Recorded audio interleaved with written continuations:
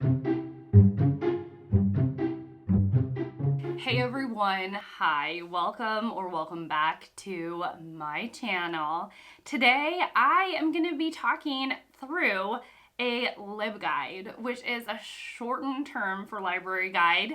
I will get more into that in the meat of the video, but the LibGuide is going to be on Queen Elizabeth II, and we're going to get more into the salacious details of that. So if you are new to my channel, then hi, welcome. I am Shelly and I'm so excited to share this list with you. These are books that have been living in my head rent-free and books that I most assuredly want to pick up. So if you are new to my channel, then welcome. I love books and reading, and if you are liking the vibe, I would encourage you to subscribe, stick around, like the video, and without any further rambling on, let's go ahead and get into the meat of this video. Let's start off with the definition of a LibGuide. So a LibGuide is a library guide.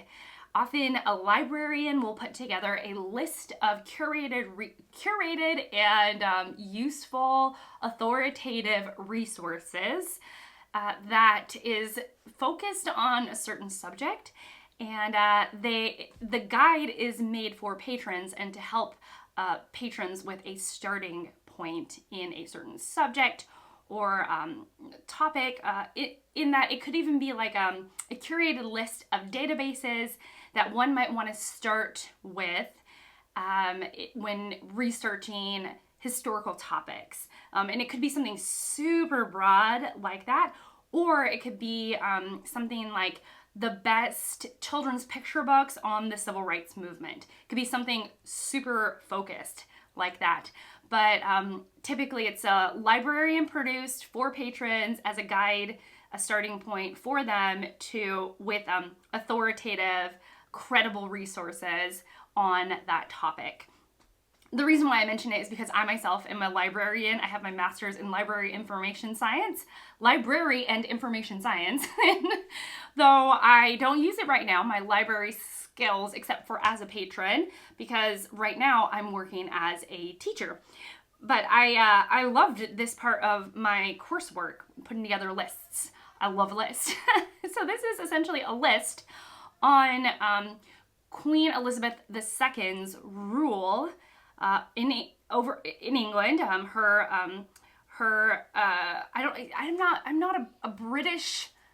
not an authoritative figure on the monarchy or the British royal family. So I do know that she ruled for 70 years, and I have been really interested in Queen Elizabeth II for two reasons. One is that the British royal family as a whole is super interesting, and there are different points in their history in which it is wildly fascinating.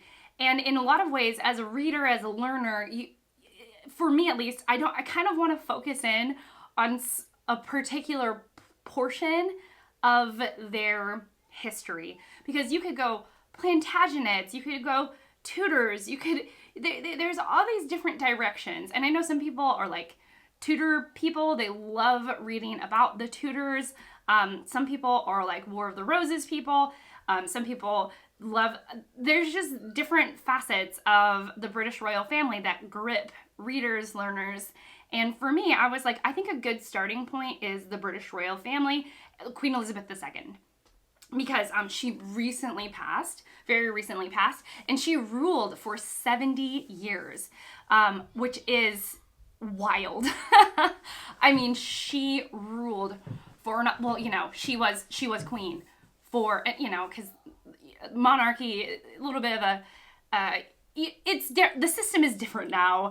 I am not the most articulate person on this subject, but this is why I have a guide, because it's as much for me as it is for you. That was me checking the time to see how much I've been rambling on. Okay, let's get into the nitty-gritty. I have two people in my life that love the British royal family. The first of which is my dear, sweet, amazing friend, Anita. She's a friend in IRL, like we talk pretty much every day or every other day, and we read a lot of books together, and she has been interested in the British royal family since she was a wee child. It has been an interest for her for a long, long, long time. So over the course of our friendship, I've heard Anita talk about the British royal family, and I've listened to her passion on it, and I can't help but like become interested. I think when she shares about certain figures, certain people, it sucks me in. It's so riveting. And I think part of it is it's always fascinating to listen to somebody talk lively, passionately, like with life about something that they love, you know? And the other person who is really just incredibly knowledgeable about the British royal family is Steve Donahue, who is a book critic and YouTuber. He and I have a friendship here. He's so kind and such a wonderful person here on this platform. And he has read a ton about the British royal family, and could probably recommend hundreds of books, as Anita could as well, on the British royalty through the years. So I'm going to go back and forth as recommendations from these two experts, okay? So the first recommendation, and it's going to be, who do I want to start with? All right, so I have 6 book recommendations and 2 movie recommendations that I want to get to. One movie I've watched and one I have never seen, sort of shockingly. I've seen parts of it, but not all of it. And I'm going to try and go back and forth between Steve's recommendations and Anita's recommendations, and we'll do the movies at the end. So the first recommendation is The Last Queen by, I'm trying to find the name, Clive Irving. The Last Queen by Clive Irving. And this is going to be Queen Elizabeth. The subtitle is Queen Elizabeth II's 70-year battle to save the House of Windsor. And this is a Steve Donahue recommendation. I think it was one of the best biographies, one of the year it was published. This was published back in 2021, I think. And so it's going to be talking about Queen Elizabeth's reign through the changing times. So she became queen after World War II, but World War II was still it wasn't really that long after World War II. World War II happened when she was a young person, in her 11, 12, 13, 14, 15, in Queen Elizabeth's lifetime. That's when World War II happened. And she became queen quite young. Now, I don't know exactly, because again, I'm still learning myself. And so if you think about the 1950s to the 2020s, that is a huge span of time. And there was a lot of modernizing for England, and in the way that their policies and procedures, like all countries had, in the way that we've shifted from 1950 to 2020 even, that bulk of time. And so it's looking at her reign through these changing times. And I thought I would start with this book because it is a biography on Queen Elizabeth II's second. So it will give a whole overview on her life. And I thought that would be a really great place to start. And I like the idea of it having through the lens of changing times, because I'm a modern girly. I wasn't living in 1950. So it'll be interesting to see how she changed, and how she kept the House of Windsor relevant through all of the changes that happened in her 70-year reign. Now, since I know nothing, since I am an American who has not been following the House of Windsor for any part of my life, and I need to know the key players and their roles, and who did what when, I just need I need someone to set the stage for this cast of characters, in a sense. And so the one that Anita recommended is Kitty Kelly's The Royals. So this is going to cover from 1900, I think, to the 1980s. She's going to be giving the key players, some of the salacious gossip, some of the key moments in that time period, the scandals, but also like who everybody is, so I can get a good idea of, I don't know, who the roles each person played during that time period, which again is very much like it's centered around Queen Elizabeth. And so so I'm excited to get to this. I actually found this at my library book sale, and I paid $1/4 for this. Can you believe it? I paid $1/4 for this.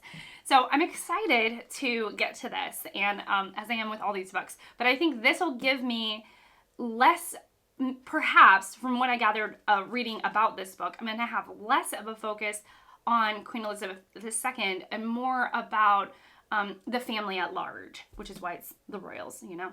Okay, the next set is going to actually be 3 books, and they are a series, and they're historical fiction, but I'm okay with that because part of Queen Elizabeth II's life were the people who weren't of the royal family and the scandals they caused. So the first one is going to be The Royal Governess, and this is about Marianne, who was the governess of Queen Elizabeth II when she was a child, and Princess Margaret, and really Marianne, at least in this book, I don't know that much about Marianne, but I do know the real Marianne wrote some scandalous stuff, but I haven't gotten there in the book yet.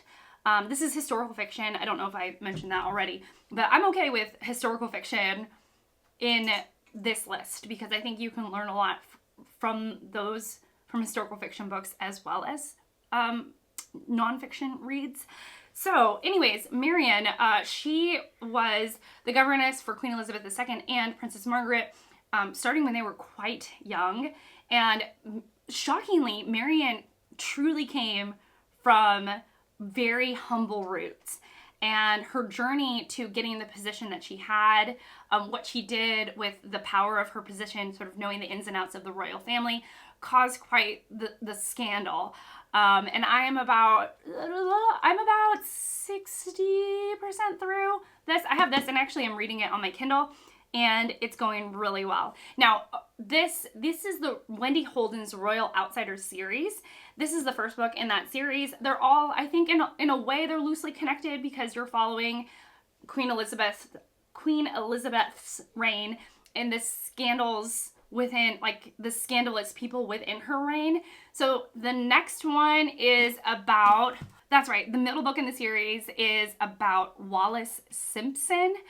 These are also Steve Donahue recommended books. The second book, The Dutchess, made his #1 pick for historical fiction the year it was published.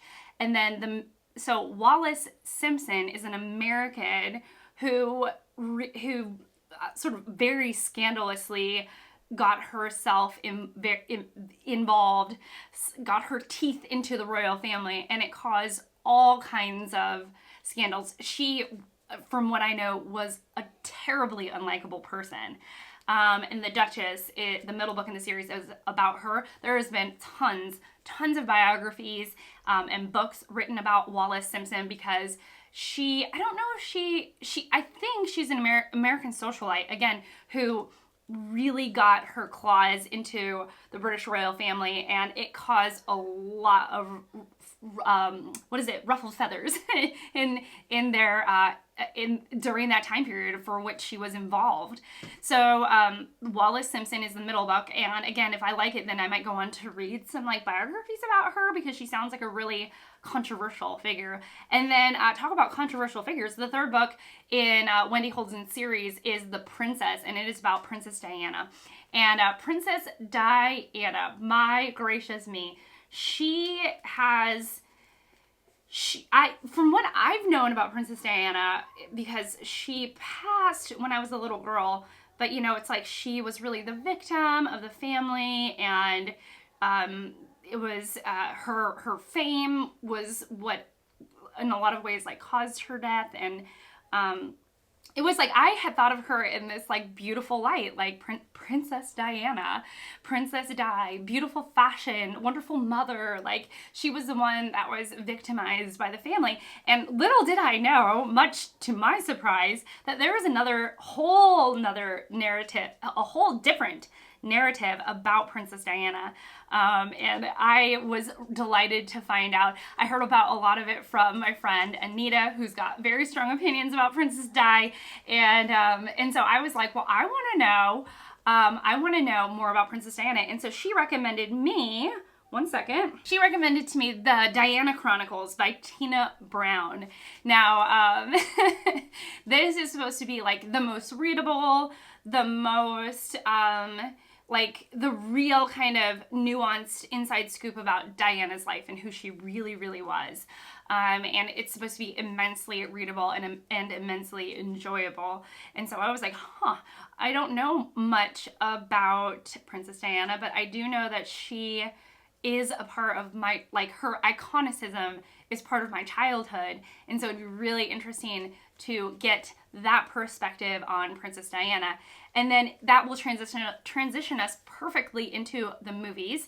And the first one is The Crown, that I watched when I was in college. I dissected it and wrote about it in college. And it is about the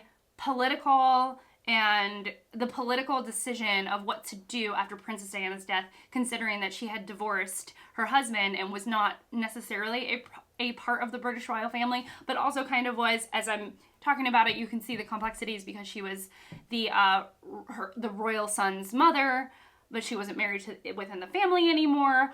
And it was sort of what do you do with her death? And it does focus on Queen Elizabeth II and her opinions about what to do. And it was a really fascinating movie, and I'm due for a rewatch on that. So I thought that would be kind of a perfect marriage between my interest in Queen Elizabeth II and Princess Diana. And then the last recommendation, and I'm going back to Queen Elizabeth II's childhood, and I don't even know if she features in this movie, but it's The King's Speech. I've watched parts of it, but I have not watched all of it. And I know now that The King's Speech is about her father, Queen Elizabeth II's father. And I didn't put it all together. You know, you have these pieces, and then I'm like, oh, I'm putting it together right now. And that's what matters. And her father was King George VI, who very famously had a stutter and was ruling as king during World War II. And as somebody who is not a good public speaker in a world and in a time where they really needed a fantastic public speaker, it is about that transformation of learning how to be better at that and get over some of his speech impediments. I don't know. I'm not really sure exactly how to say that, but some of his speech difficulties.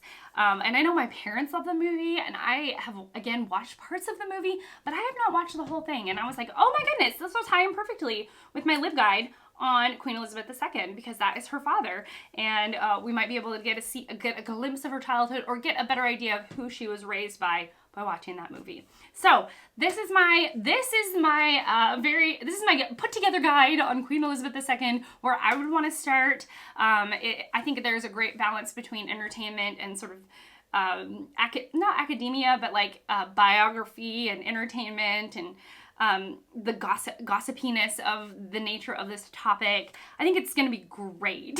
So I don't know when I'll read it, but at least I have the list put out there.